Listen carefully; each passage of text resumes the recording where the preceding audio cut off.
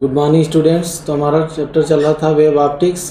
इसमें हम लोग पढ़े थे एंगुलर विड्थ और कंप्लीट करने के लिए आगे देखते हैं कैसे करेंगे, इसमें कैसे फाइंड आउट करेंगे। तो एंगुलर विड्थ फाइंड करने के लिए हमें कल फिगर हमने बनाया था, इसमें देखेंगे कैसे एंगुलर विड्थ फाइंड करेंगे for bright fringe, for dark fringe. तो ब्राइट फ्रिंज का सबसे पहले देखते हैं। तो हम फिगर यहाँ फिर से बना दे रहे हैं। ये हमारा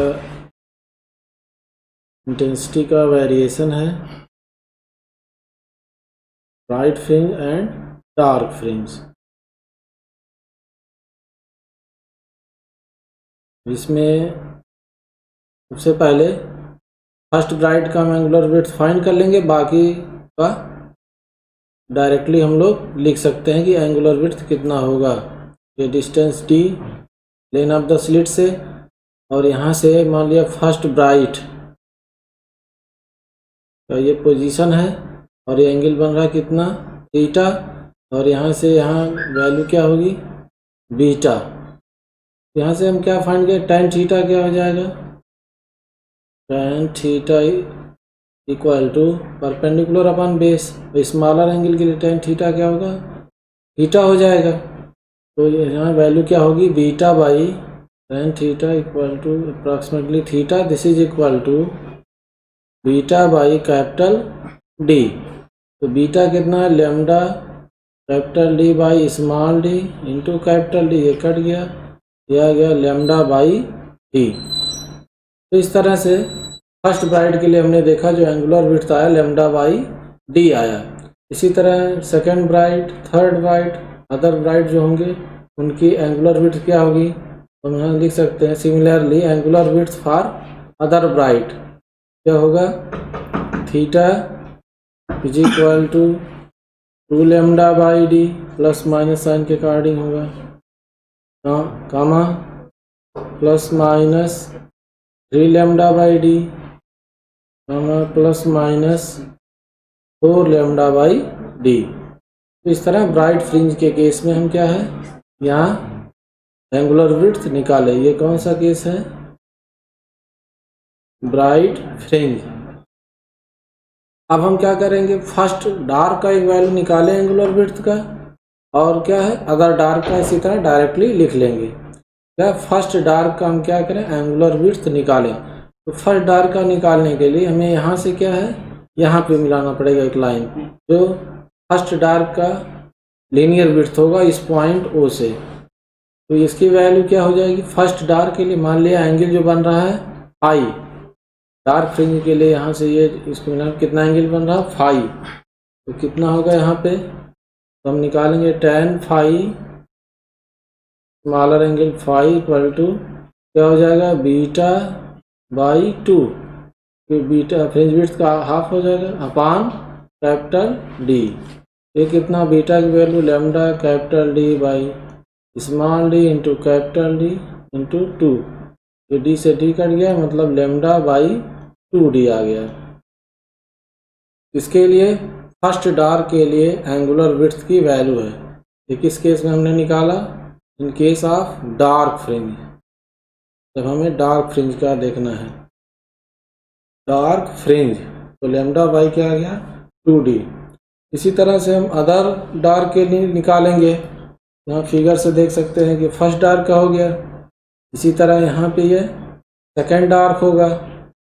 तो कितना हो जाएगा, सेकेंड डार्क की वैल्यू सिमिलरली और या अदर डार्क के लिए हम देखें, तो अदर डार्क के लिए वैल्यू फाई की हो जाएगी कितना, plus minus 3 lambda by 2d comma plus minus 5 lambda by 2d। तो इस तरह से अदर डार्क के लिए हम क्या एंगुलर विड्थ फाइंड आउट कर सकते हैं। इस तरह हमने ब्राइट फ्रिंज और डार्क फ्रिंज के लिए एंगुलर विड्थ फाइंड कर लिया। अब हमारा इसके बाद नेक्स्ट टॉपिक आता है डिफ्रैक्शन। तो डिफ्रैक्शन क्या होता है ये हमें समझना। जैसे अभी तक हमने इंटरफेरेंस पढ़ा, डिफ्रैक्शन का मतलब होता है कि लाइट बीम क्या है, अगर किसी नैरो स्लिट से पास हो रहा हो तो क्या हो, किनारे किनारे पर बेंड हो जाती है। जैसे अगर ये नैरो स्लिट मान लें, यहाँ पे हम एक नैरो स्लिट ऐसे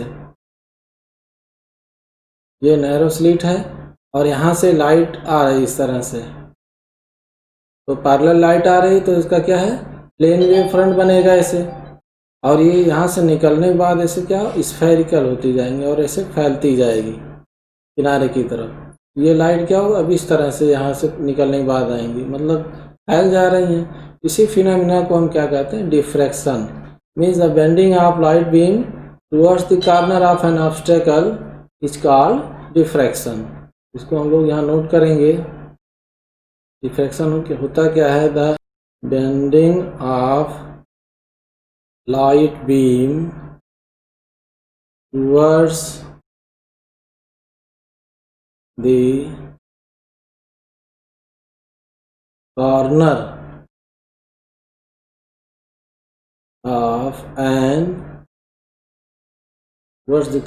of an obstacle is known as diffraction. तो एक ही कॉर्नर की तरफ बेंड हो जाएगा लाइट किसी नैरो स्लिट से पास होने पर, उसी को क्या कहते हैं, डिफ्रैक्शन कहते हैं। यहाँ बहुत ही नैरो स्लिट के होना चाहिए लाइट के डिफ्रैक्शन के लिए, क्योंकि लाइट का जो वेवलेंथ होता है बहुत ही कम होता है। तो क्या है, for diffraction of light the size of slit should be of the order of wavelength of light use. यहाँ लिखेंगे for diffraction of light,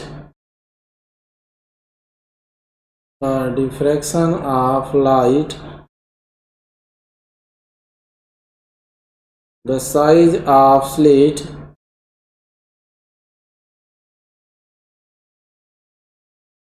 is of the order of wavelength of light used, wavelength of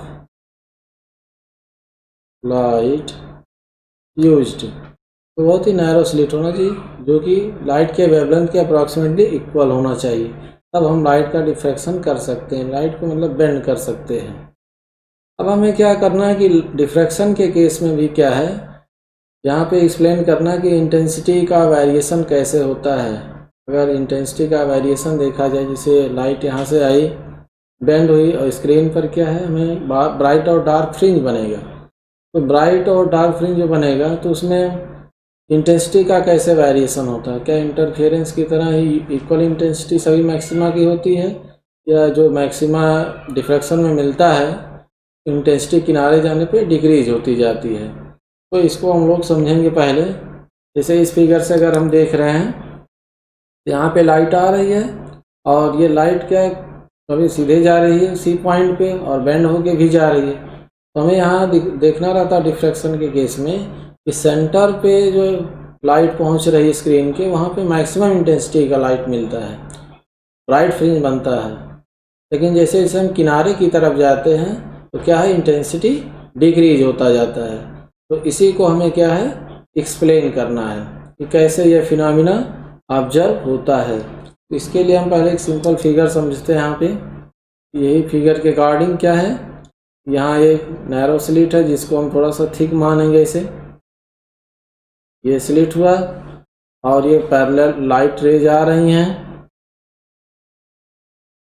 जिससे कि हमारा कैसा plane wave front बनेगा। अब ये light आएंगे यहाँ पे, तो अगर सामने यहाँ पे स्क्रीन है, यहाँ सामने क्या है स्क्रीन,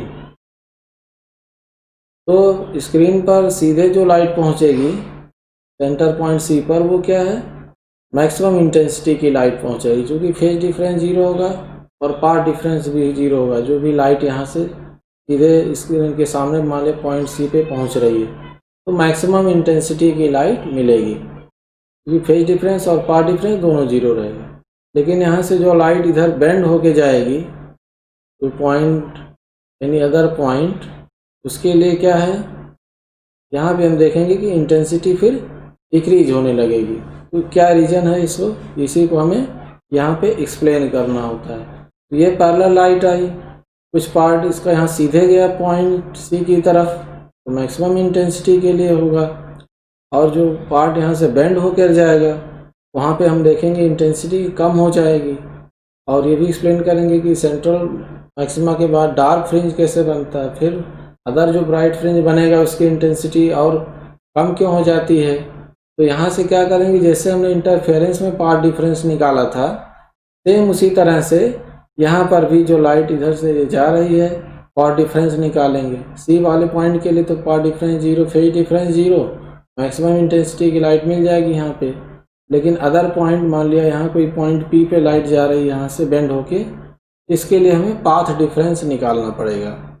तो पाथ डिफरेंस निकालेंगे, फिर उसको क्या है ब्राइट फ्रिंज डार्क फ्रिंज के केस में देखेंगे कि क्या वैल्यू आ रही है, और उसके अकॉर्डिंग तब हम पता करेंगे कि ब्राइट फ्रिंज बन रहा है कि डार्क फ्रिंज बन रहा है। तो इसके लिए क्लियर फिगर हमें यहाँ पे है। तो इसमें करना क्या है, ये हमारा इमेज फिगर होगा जिसमें किसी सोर्स से पैरेलल लाइट आ रही है और क्या है, एक तो पैरेलल जा रही है पॉइंट सी स्क्रीन की तरफ, और एक लाइट बेंड होके जा रही है। तो यहाँ पे बेंड होके जा रही है, तो बेंड होके लाइट जब जाएगी तो क्या होगा, पाथ डिफरेंस क्रिएट होगा, और वो पाथ डिफरेंस की वैल्यू हमें स्टेप बाय स्टेप निकालना पड़ेगा।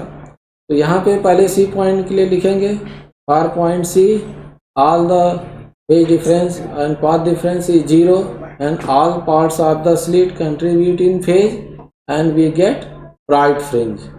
यहाँ पे इस केस के लिए फिगर गाड़ी पॉइंट सी के लिए क्या होगा, or point C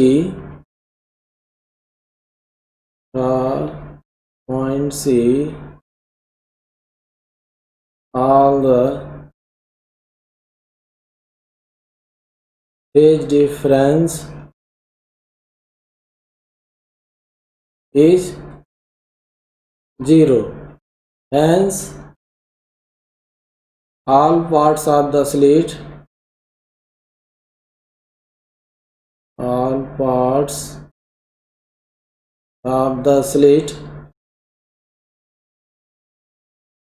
contribute in phase and we get bright fringe at central point C। इस तरह से यहाँ सेंट्रल पॉइंट सी के लिए क्या है, हमारा मैक्सिमम इंटेंसिटी का फ्रिंज मिलेगा। अब हम क्या है इसके बाद अदर पॉइंट के लिए जो सेंट्रल पॉइंट के बगल में है उस पॉइंट पर देखेंगे कि डार्क फ्रिंज मिलेगा या ब्राइट मिलेगा। अगर ब्राइट मिलेगा तो सेंट्रल ब्राइट से उसकी इंटेंसिटी डिक्रीज क्यों होती जा रही है, इसी को हमें स्टेप बाय स्टेप एक्सप्लेन करना। तो आप पॉइंट टी के लिए इसी तरह देखेंगे। तो ये कंप्लीट हो गया। अब थियरी पर बेस्ड हमारा ये होमवर्क है। Okay, thank you.